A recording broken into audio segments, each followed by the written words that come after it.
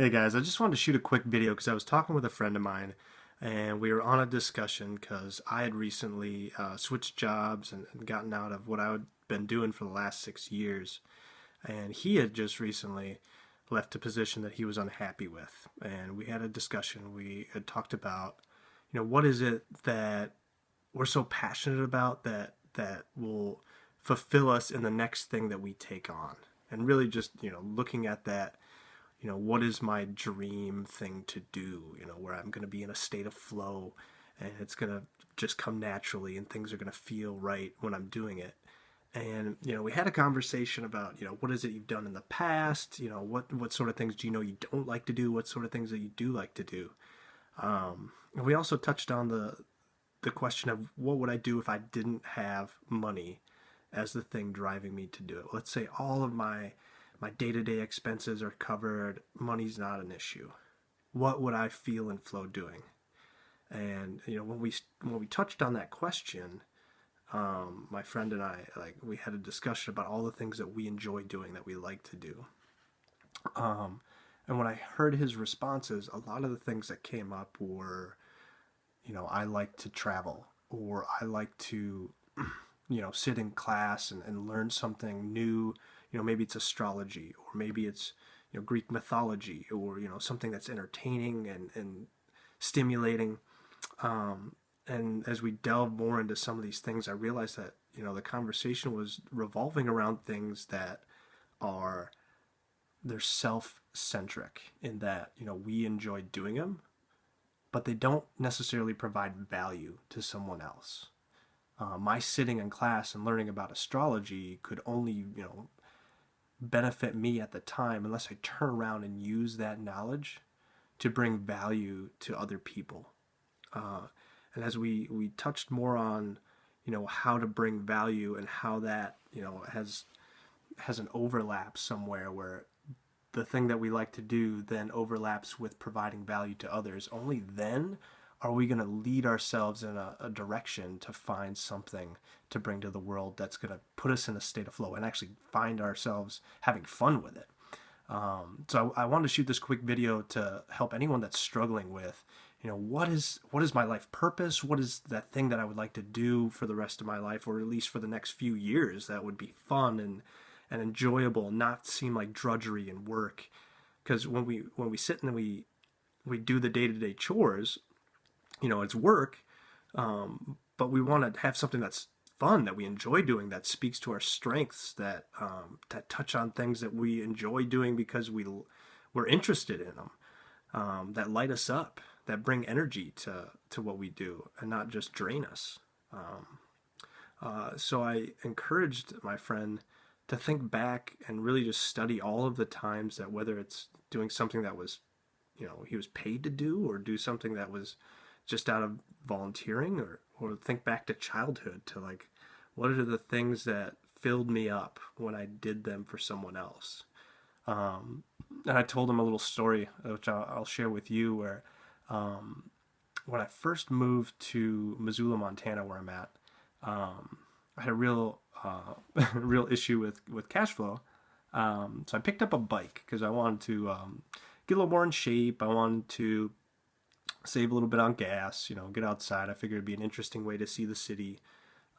So I picked up a bike, and the bike needed a little bit of a tune-up, and I went to a shop to get it fixed, and that person at the shop said, we have XYZ to get this thing fixed. We're missing one little part. We can either order it, or you can go check out a community bike shop that's just towards the center of town. So I went and I checked it out because I wanted to have this part. I wanted to get on the bike that weekend and ride it around. And when I got there, I was just awestruck at the level of, I don't know, at the level of giving that it was providing, because there was just people everywhere. People were working on bikes. They weren't paying for a stall. They were donating what they felt the time was worth, or that the parts were worth, and that if it was, something they couldn't afford, then they would offer to volunteer. And I was blown away. And I said, I'm interested in it. I love bikes. I've loved bikes since I was a kid. And I saw that the back room was a mess and it needed some organizing. So I offered to just come in on a couple of Saturdays, organize the back.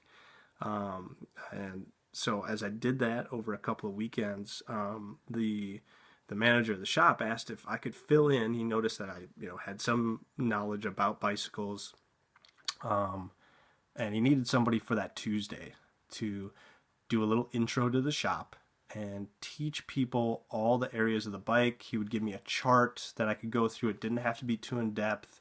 There wasn't a whole lot of people around to give me training, and that as long as there was a warm body there to welcome in, usher them around, and show them the different areas, that that would be enough. And I didn't really have much going on that Tuesday afternoon. I said, sure, why not? Let's do it. And so I went down on Tuesday. I led this intro to the shop, and I loved it. It was awesome. I wasn't getting paid to do it, but I met with people that were interested in bikes. I love bikes.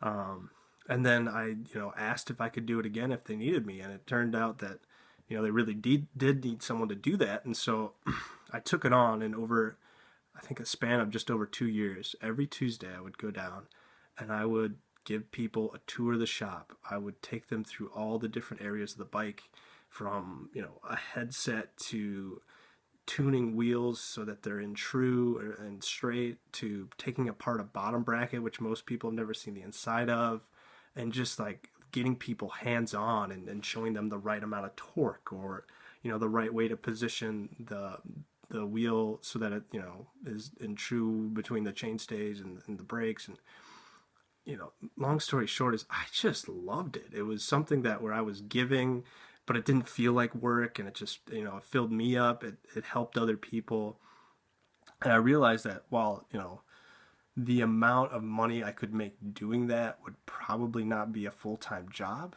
I realized that by teaching other people, it filled me up, and that's something that I enjoy doing. And so if I could find an area where I enjoy teaching people, I'm one step or two steps or many steps ahead, and I can look back and say, hey, I know the way, follow me.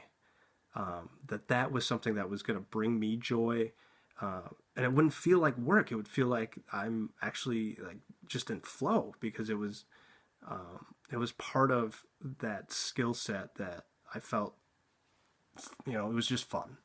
And so I encourage you to look back at anything that you've done in the past that was for someone else, that's not self-centric, that you enjoy doing.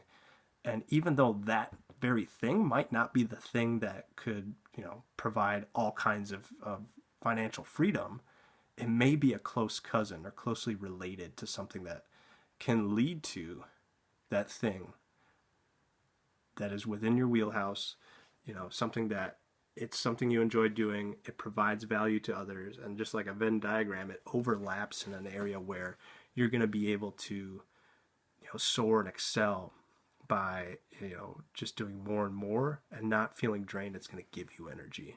So think on that question today of, what is it that I have enjoyed doing in the past for someone else that fills me up, that felt good.